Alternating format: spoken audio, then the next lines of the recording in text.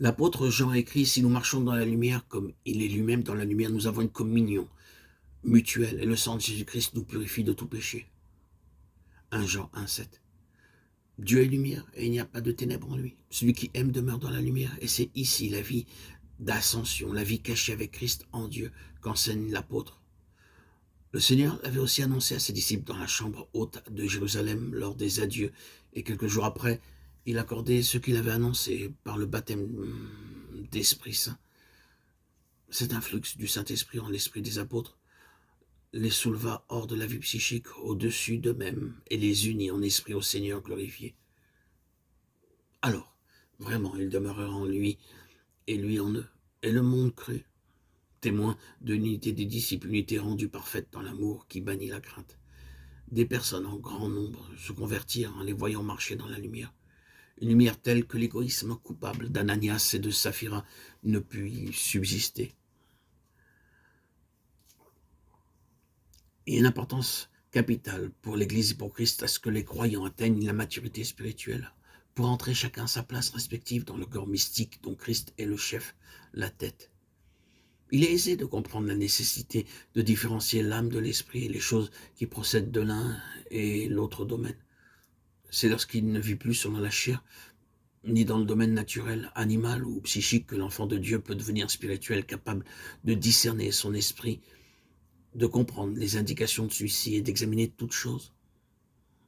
C'est alors qu'affranchi de la domination de l'âme et du corps, il peut être sanctifié parfaitement et au point où il est parvenu, s'avancer vers une perfection plus grande encore, selon que l'exprime Philippiens 3, 14, 16. Quel est le temps normal du développement spirituel? De longues années sont-elles nécessaires pour passer du stage initial de la nouvelle naissance jusqu'à cette phase de la maturité où l'esprit libéré, uni au Seigneur, exerce une parfaite domination sur l'âme et le corps? Nous ne pouvons rien préciser à ce sujet, mais toutefois, la façon dont l'apôtre s'exprime dans sa lettre aux Corinthiens et ce qu'écrit l'auteur de l'épître aux Hébreux implique le blâme à l'endroit de ceux qui sont attardés dans la période du premier âge. Ils sont encore charnels, dit l'apôtre. Ils ont encore besoin de lait parce qu'ils sont restés faibles spirituellement parlant, alors qu'ils devraient être passés maîtres et pouvoir guider d'autres âmes.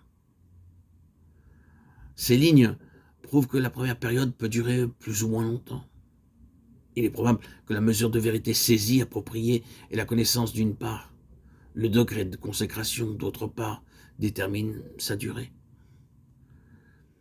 Il ressort clairement du langage de l'apôtre que l'attitude du croyant a une grande répercussion sur ses progrès.